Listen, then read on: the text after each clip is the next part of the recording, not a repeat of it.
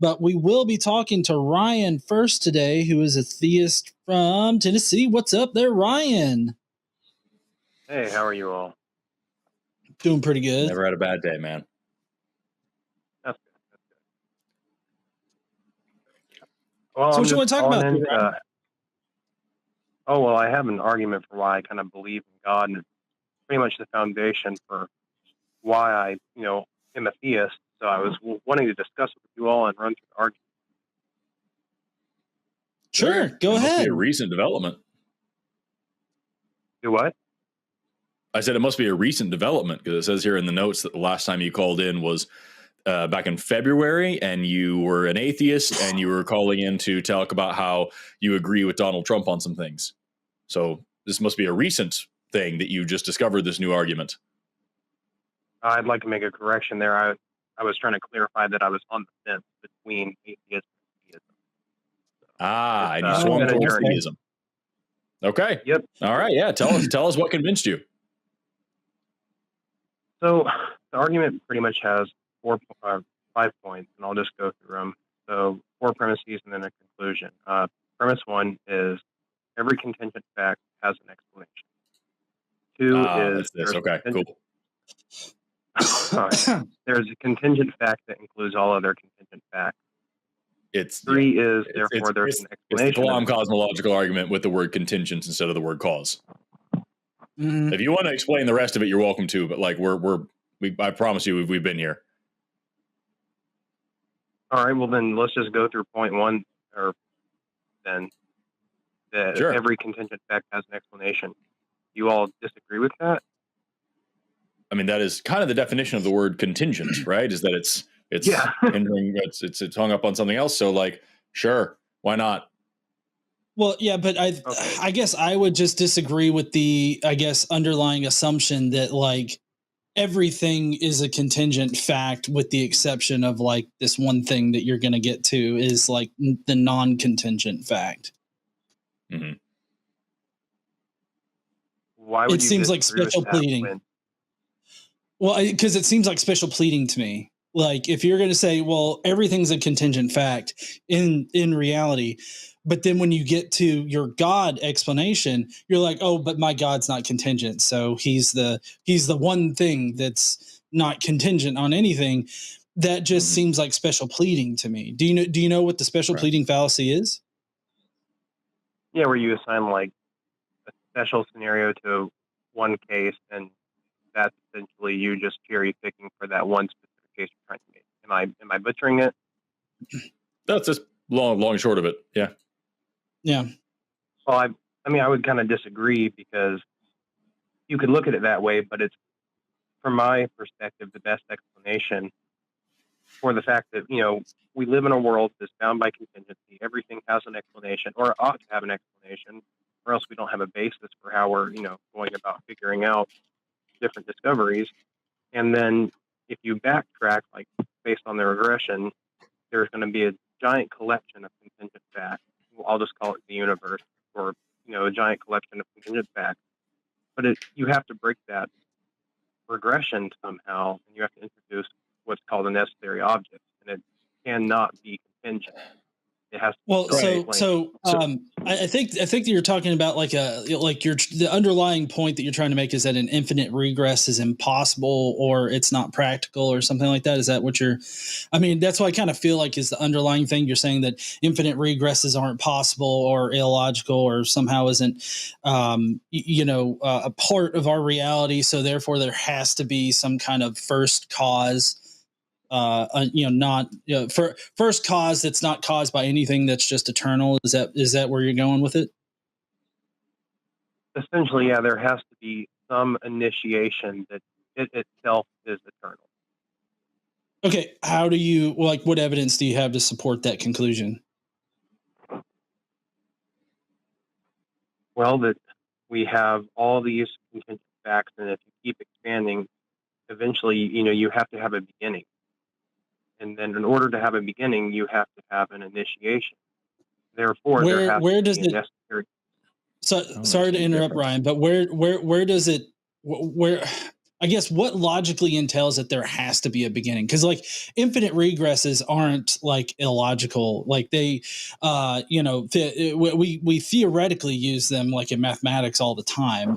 Like in order to determine the area under a curve, you have to use infinities in order to do that, and infinity is just an infinite regress. But what I think that you're doing is you're just swapping out like an eternal universe or an eternal reality with God, and you have a problem. This still goes back to a special pleading thing. You have a problem with reality being eternal, while at the same time proposing that you have an eternal God, which both explanations have this quote unquote infinite regress as part of it. So I guess you seem to be fine with an infinite regress for your God, but you're not fine with an infinite regress for reality.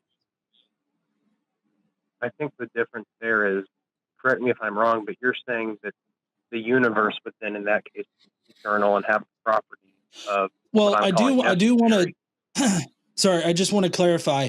I separate universe from reality, because I think universes, come into existence, through mechanisms of reality, and so reality would encompass all possible universes, or all universes that do exist, whether that just be our universe, which I think is highly unlikely, or a multitude of universes that exist. So we're talking about the set of all universes that possibly exist or do exist, however you want to phrase that. Well, if we're talking about like possible universes or possible reality, then in each of those, there would be contingent facts that are going to be different, but they would still be susceptible to infinite regress, no? I feel like what I'm pointing out here is that your explanation, positing a God as this non-contingent fact, does not actually solve the problem of infinite regresses.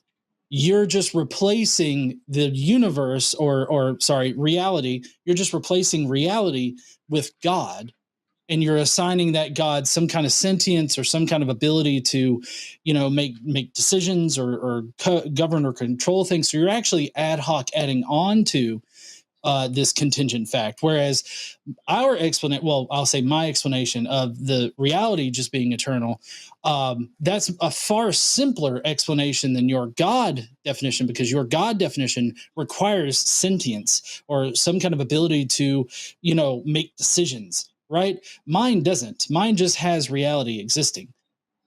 Mm-hmm. So you're saying reality is essentially just like a brute fact and isn't necessarily a God that would be like immaterial, eternal, unchanging. I would say that there's no evidence. Okay. Right, I get you. Sorry, no, I've been talking a lot, Forrest. I know people would rather hear you spout. I don't think that's true. Fucking, first of all, and also I was about to actually say I have a completely different set of questions, so I want to hear where you're going with this, because I'm going to completely derail it with my thing. So like that's literally what I was opening my mouth to say. Like I'm interested to see what your next step is here, because I have a totally different thing. Right. So can you repeat your question one more time there, Ryan? About what I've said so far? So I'm trying to make sure I understand. You're saying that you have an equally valid but far simpler answer, that is that the reality, which is, I guess, all-encompassing of the universe, possible universes, is just its own brute fact that is necessary in itself, meaning that it has the same properties of what we would call God, immaterial, eternal, it's necessary, non. Well, I mean, in that very like pared down version of what you're calling God, I guess those would be shared attributes. But I feel like your God explanation is ad hoc, adding other things onto it that mine simply isn't. And so, like, I don't see any evidence for reality needing to be created. I think that reality is just, it's a fundamental fact that it's just always existed. And what I'm saying is that my explanation has far less ad hoc stipulations tacked onto it than yours does, because we already know reality exists. We're existing in reality right now. Most of us, some people out there don't, but we're already existing in reality now. So we know that reality exists. We know that energy can't be created or destroyed. It can only change form.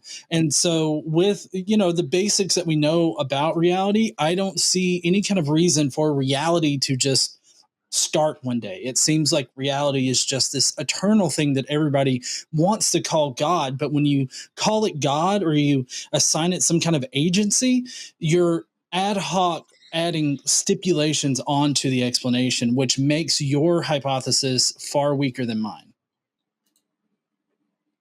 I also want to just very quickly say, and this is nothing to do with what you're talking about here, Ryan. We have already had to ban so many people in the chat for coming in here and preaching about their Jesus and all these things. The number's on the bottom of the screen. You're not going to get anywhere in chat. They're going to ban you. You have 2 people here who are willing to take your call. Call the number on the bottom of the screen. Ryan, please continue. All right. So you're saying that my hypothesis is far weaker because I'm positing an additional, I guess, characteristic and calling it God, and you are not. You are saying that it's simply just the universe as is, and that there's no need for an initiation or a beginning.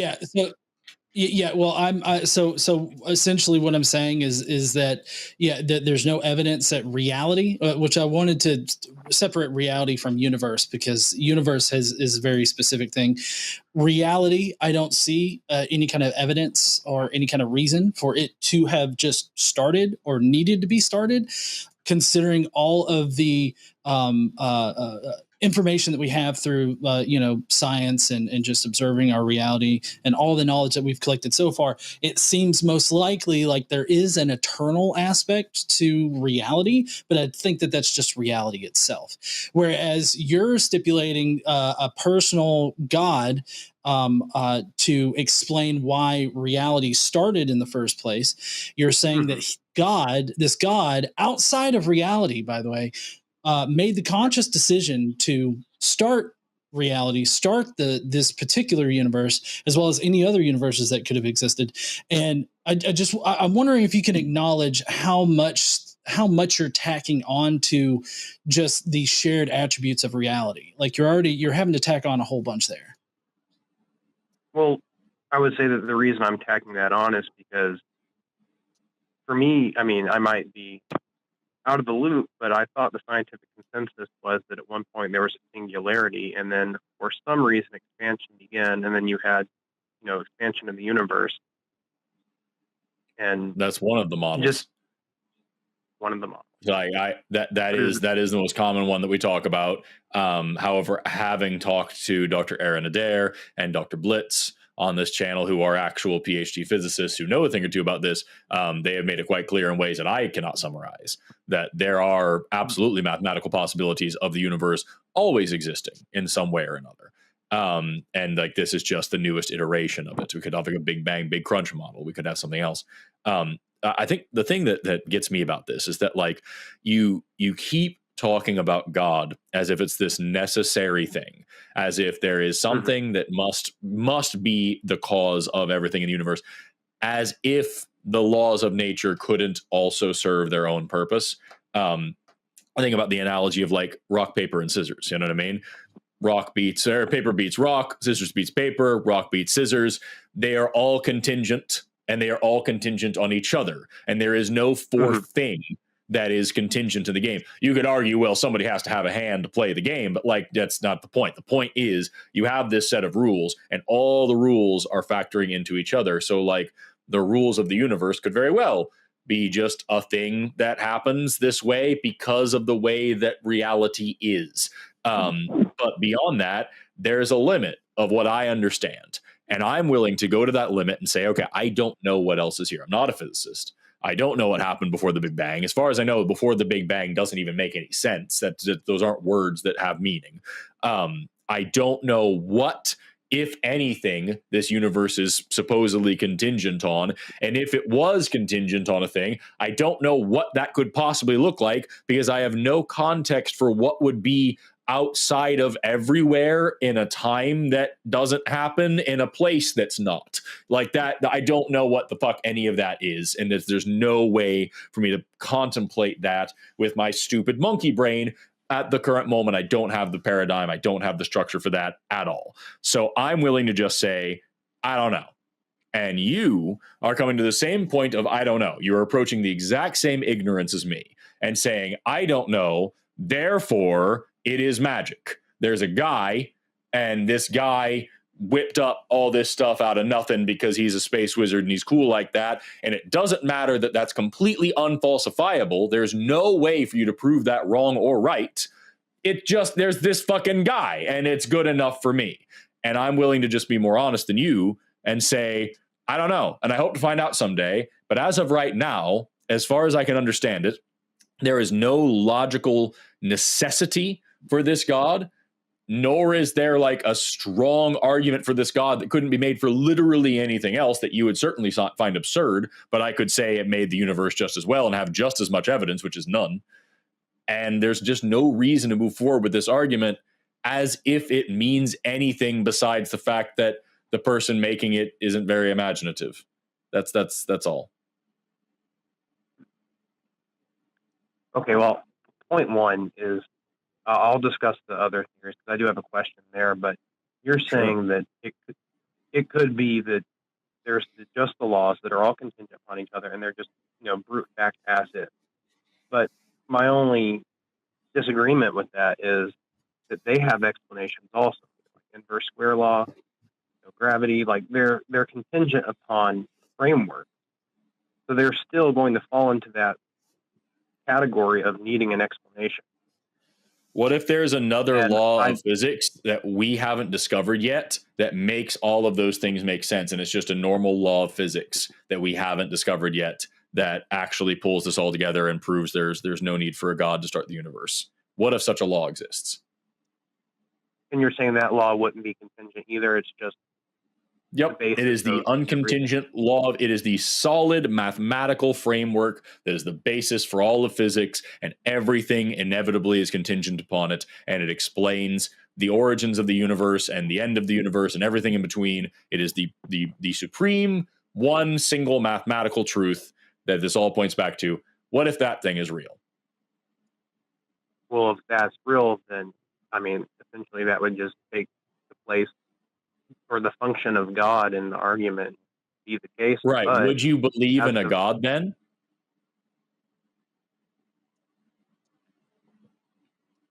No. No. So here's the thing.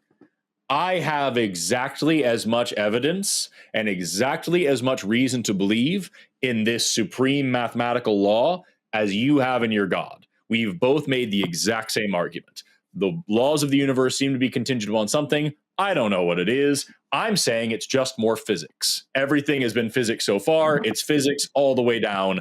And here at the bottom, we find more physics. And you're saying at the bottom of all the physics is a guy. So we both know nothing, and we've both made claims. You have just admitted that they can't be the same thing. If the physics is true, then you don't have a reason to believe in it. So where do we go from here? We both said nothing. We both have no reason to believe anything. Wouldn't it just be so much nicer to say, I don't fucking know, and I hope to someday, and I am withholding any belief in any supernatural things until I have a good reason to believe in them that isn't just logical convenience? Would that be better? I think it'd be better. I mean, yes, but it annoys me to not have an answer. As someone who grew up in a church, Me too. That's why I became a scientist. I wanted to know more stuff about more stuff. But it never annoys me to not have an answer to the point where I am willing to just make up an answer and pretend like I found out something about reality. That's not appropriate or acceptable to me. So like, if I don't know something, I'm not happy about it, but I'm just going to say I don't know. And I hope to find out someday. At no point, I hope I would ever say, I don't know, maybe it was fucking fairies. Maybe, there's some stuff that we don't know about human evolution. We're not entirely sure on the selection pressures that drove hominin-specific adaptations. That's what my research was in. And there's a lot of questions. And maybe fucking fairies did it. Maybe some fairies came out of the bushes in Africa and just wiggled their fingers at us and made us walk upright a little bit better and made us, give birth the way that we do, the horrific way that we do, and taught us how to eat meat and taught us how to make stone tools. Maybe it was all that.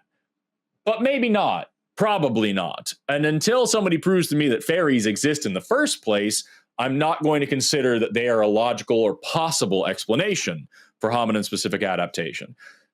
So it's the same thing with this God. I know physics exists. I know the laws of nature exist. I know that every single time, without fail, that we have gone looking for an answer, when we find it, it's a natural one. It's a physical one. It's a natural law. It's a natural process where we're talking about evolution, the origin of life, the beginnings of planets, the beginnings of stars, the beginnings of galaxies, the beginnings of the universe. We don't know everything, but every single thing that we know is naturalistic. Every single thing that we know for sure about the way this entire fucking place works is that there's a natural answer. So I'm willing to bank on the idea that there's probably a naturalistic answer for everything else too. And if it isn't, that's neat. But I would need some pretty strong evidence for that. I would need a good reason to believe that. And you're here saying, actually, maybe this one time, it's the fucking space guy. It's the magic space guy. This time. Every other time, it's physics. Every other time, it's chemistry. Every other time, it's biology. Every other time, it's geology. Every other time, it's math. Every other time, it makes it. But this time, it's this fucking guy. He just did it. And I don't know how. And that's just, I don't know. It's not good enough for me, man. Yeah. And I would say, I'll let you continue here in a second, Ryan, but I would say that if you're going to try to push the goalpost back to make your space wizard be the reason why all the natural processes operate like they do, you're going to need to provide some evidence as to why that is necessary instead of just ad hoc tacking it on. Because again, to go back to where we started at, it's just special pleading unless you can provide some kind of evidence as to why this space wizard is needed for the natural processes to accomplish everything in reality. I can see. So it looks like we're still not live. Yeah, we're just kind of spinning there. Yep. Wait, we might be live. We might be live right now. Okay, yeah. Oh, good. Fantastic. There's a loop of me saying it looks like we're still not live. Okay. That's great. Okay, yeah, we should be live again. Hey. Okay. All right. Well, wonderful. Yeah, the good news is that there's like that. No, it's cool. There's like a 30-second or so delay. So now I have to watch my dumbass catch up from over on this screen to where we are now. God. Yeah, I mean, it literally, what a show. It came right over the building and you couldn't see 20 feet. And my internet just blew out completely. You had a tornado of some kind? No, just a thunderstorm and hail. Wild. Well, that's what happened today, folks, is that God tried to stop our producer from producing and failed. So we win, I guess. Yeah, which I believe Ryan has called back in, but we don't have a host connection just yet, I don't think. Yeah. We're working on it. Y'all. Yep. Please be patient as we try to figure out how to do internet. Technical difficulties. Ready to connect. Click connect to show now. You are connected as the host. Welcome. If you can hear that. You are now in the host room and can manage your callers from the call-in studio. You can now manage your callers, everybody, from the call-in studio. Yep. Okay. Aren't you glad? I think we're going to get Ryan back on to kind of close out that discussion. And then we do have some more in line. So we're going to get Ryan back up here. What up there, Ryan? You back with us?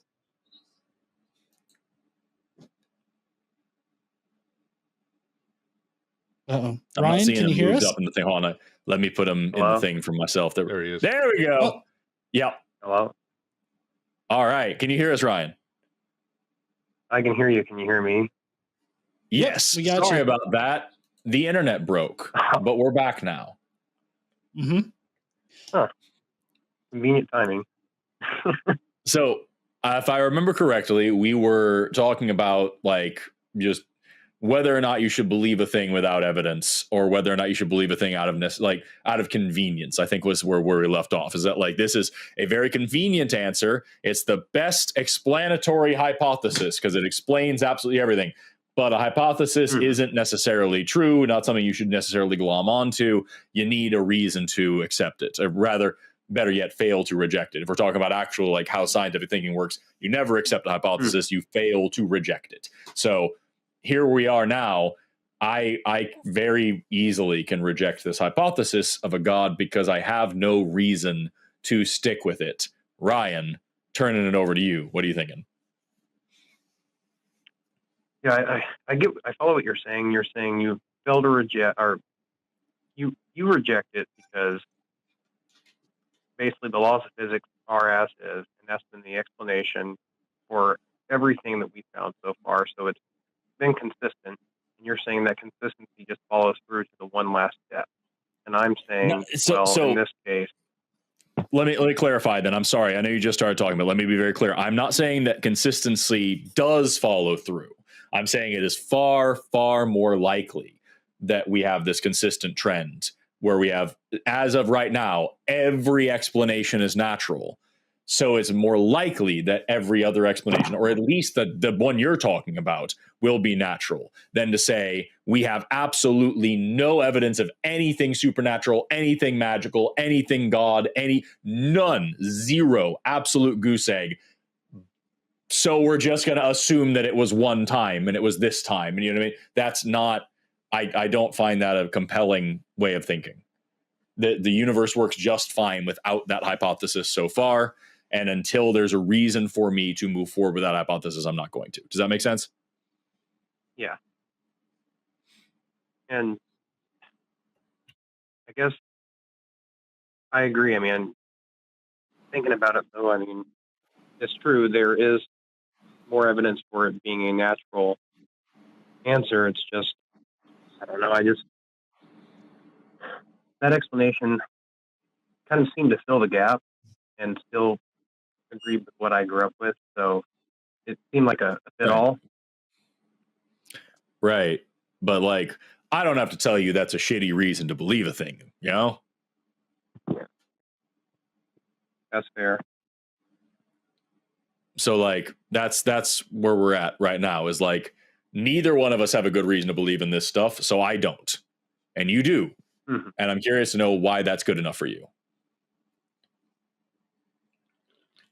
Well, going back to your earlier point, I didn't know that there was other current theories on how the universe began, or I should say, the situation of the singularity. Could you clarify on that a bit more? Because that, is new to me.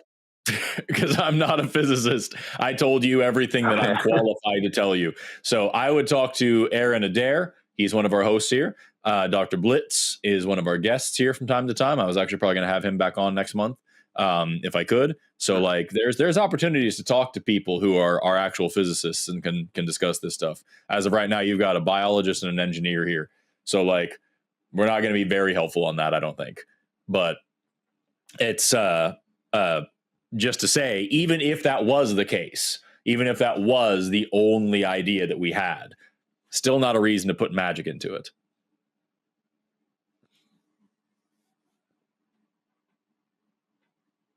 Well, I mean, that's fair. From what I'm understanding, there's two hypotheses and hypotheses. You're saying that yours more so aligns with, the current trend of natural explanations, and I'm inserting a supernatural explanation, which doesn't really follow all that we've seen. And I mean, if we're looking at it from a practical standpoint, yours is a bit more pragmatic. So I'll concede that your hypothesis is probably more probable. Cool. But I'm not going to sit here and say that, absolutely that's the case. I mean, I still believe there's a possibility that there's a God. Neither am I. I guess I would. We are not hard atheists. We're not saying there's absolutely, because the thing is, man, it's not a dichotomy. It's not that there's only two hypotheses. It's not that there's only two positions. If I tell you there's a God, you can either say, yes, there is, no, there isn't, or I don't believe you. So yes, there is, and no, there isn't. Those both require evidence. Those both require a reason. You have to have something to back that up. I don't believe you functions the exact same way as no, there isn't, but it's contingent. You're willing to change your mind. So if you tell me, if I tell you right now that I had a lobster for dinner last night, like, that's not a big claim. If you really wanted to check, I could give you a receipt. I could show you a shell. I could, it's something, you could sift through my feces and find the biomarkers of lobsters. I don't know what you want to do. But like, if I tell you that I can fucking fly to the moon, just by magic, whatever the fuck it is, that's a much more expensive claim to make. And I should be paying the price of a lot more evidence and a lot more reasoning and a lot more social capital as well for having said such a crazy thing. And so you should expect more than a receipt for my fucking moon shoes than to say, okay, yeah, I guess he does just go to the moon whenever he wants to. Now you need to see some more evidence for that. And you can just say, I don't believe you. You're not saying I can't. Maybe I have been to the moon. You don't know. But like, you're just saying, I don't believe you. Until you give me a reason to believe, then I'm not going to believe it. And that's where we are with this God. There is no reason to believe such a thing exists, just as there is no reason to believe in Santa Claus, no reason to believe in the Easter Bunny, no reason to believe in the Tooth Bunny. There is reason to believe in the Tooth Bunny. And we just withhold belief until we have a good reason to believe it. We're not saying it's absolutely impossible that there's never been such a thing as a Loch Ness Monster. We're saying there's no good reason to think that that is true. So we don't. Same thing with God. All right, Ryan. Well, any final thoughts or anything before we move on to our next caller? I'll think on it, because this conversation has me kind of questioning, and I need to glance back over and kind of think through this argument again. Cool. You made a bunch of solid points, and I'll look into the other theories and see if I can. Is there a specific video where you all discuss them? Or like, besides the big thing? I couldn't tell you. I do at least one of these shows a week. So I couldn't tell you. Oh, good. Well, I just want to say I do appreciate. Thanks, and I appreciate you all taking my call and letting me, be on here. And Forrest, I do really appreciate you, because part of this journey of me trying to figure out faith and kind of like ideology started with watching videos and seeing, like, in light of evolution, kind of, I don't know, to me it was eye-opening, because I didn't get to see that growing up in a Baptist church. So I do want to say I appreciate it.